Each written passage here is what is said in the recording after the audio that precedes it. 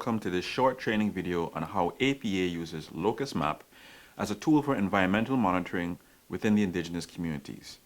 This video is meant to be a quick guide on the use of the software.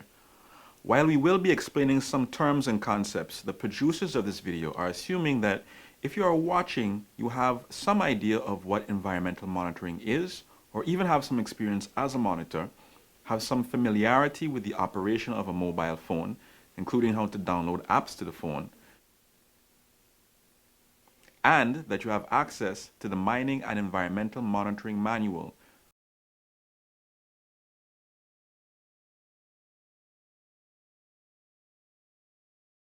Many of you watching this video will be familiar with terms like coordinates, waypoints, tracks, and so on.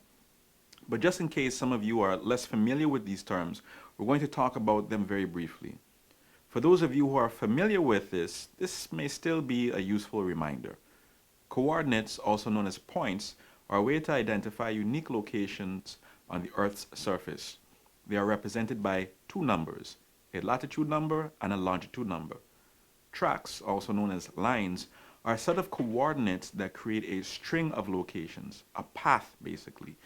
These can be used to map routes, roads, rivers, and territorial boundaries. If we think of tracks as bus routes, then we can think of waypoints as bus stops. When you are monitoring and want to make a record of something, you will do so with waypoints.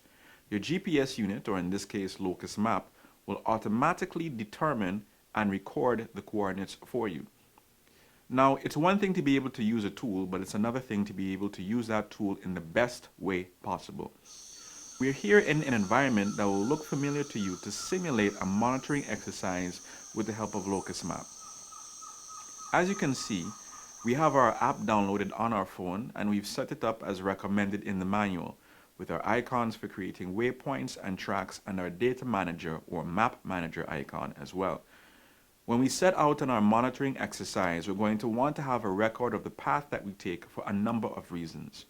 Mainly to be able to more easily return to points of interest, sites of illegal activities, for instance, that we may find during our monitoring exercise. We're going to start by tapping on the icon for track recording and tapping on this play icon here. We'll see that the display changes to record things like speed and the amount of time that has passed since we started recording. There are three icons at the bottom here: stop, pause, and add waypoint. The pause icon is what you'll want to use if you take a break during the exercise.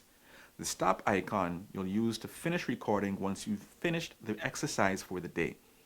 Of course, while you are doing your monitoring, you're going to want to take waypoints.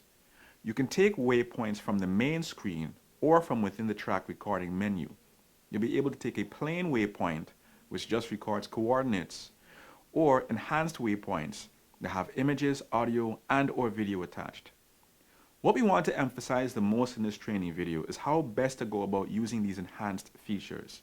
Keep in mind that the quality of the data and media you provide is going to have an impact on the effectiveness of the advocacy for the protection of your community's lands.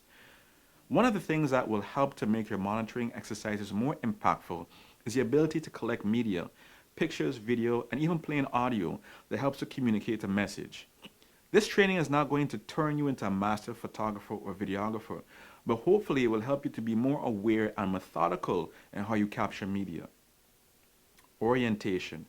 Record pictures and video in a landscape mode, that is with the long side of the camera running left to right. This orientation is the same one that is used in 99.99% of all television and film. Shooting this way allows your pictures and videos to be used by the news media or even in advocacy films. Composition. When composing your images and video, try not to have objects appear in the frame that don't need to be there. This may require you to move closer to your subject, the thing you want to photograph, or to zoom in if you have to. It's always better to physically move in closer when using a camera phone, as zooming in will degrade the quality and therefore the usefulness of the photo or video you are capturing. Perspective. Oftentimes we can have a totally different experience of something if we change our perspective of it. The same is true of photography and videography. Simply changing the angle that you use when you record your subject can make the world of difference. For instance, when interviewing people, it's best to record them at eye level, or maybe even a little lower.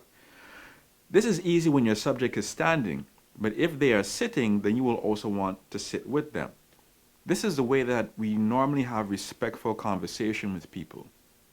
Recording while looking down on someone makes them seem like they have less power or are less respected, while recording at eye level shows that they are equal and that their opinion matters. Recording from a slightly lower angle, looking up, may be appropriate if you want to give the speaker power or give their testimony or speech a larger-than-life quality. Last but not least, keep the front of the camera clean. You wouldn't want to read with smudged reading glasses or drive with a dirty windshield. The very best shot of the very best evidence will lose much of its power if your camera phone is dirty. Keeping a lens cloth on hand is good, but in most cases, honestly, the inside corner of a clean t-shirt will work. When it comes to video, all of the above guidance applies, but there are some additional things to consider.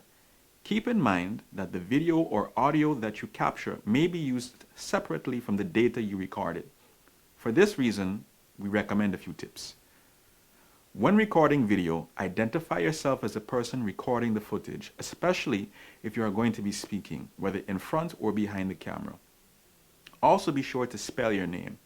You can introduce yourself at the beginning of the video and spell your name at the end. Your GIS manager won't need this, but it could be useful if used by media houses or filmmakers. Likewise, when interviewing others, have them say and spell their name on camera. In addition to making note of who is speaking, also mention the day and location relative to other communities and/or GPS coordinates. Once you have gotten the introductions out of the way, identifying yourself, your subject, and so on, you want to be professional. If you are speaking on camera, get to the point. This is not a time to offload how you feel, just present the facts and the facts only. When interviewing someone, you'll have to strike a delicate balance. You want to give them the opportunity to speak freely, but you don't want them going off topic frequently or for very long. Ask the person you are interviewing to, as much as they are comfortable doing so, maintain eye contact with you. People who are being interviewed, whose eyes dart about and don't seem to be looking any one direction, can come across as untrustworthy or suspicious. If you need to move the camera while recording, do so slowly. The camera on your phone doesn't see things the same way that you do. Moving the camera side to side or up and down quickly can create an image that is blurry and disorienting. We hope that this video has been helpful. The APA wants to empower community monitors with the knowledge and mindset to capture the kind of data and media that helps your community protect its land rights, environment, and sacred spaces. When shared with agencies like IUCN and platforms such as GeoVisor, the data and media you provide help not just your community, but communities across the region. Monitoring is a mission, not just an activity. This video has been a quick reference guide. For further information, you can check the Mining and Environmental Monitoring Manual. We also want to encourage you to check the video, APA's Environmental Monitoring Experience, included with this package, for a deeper look at the importance of monitoring and the monitors that do the work in the fields. Best of luck to you.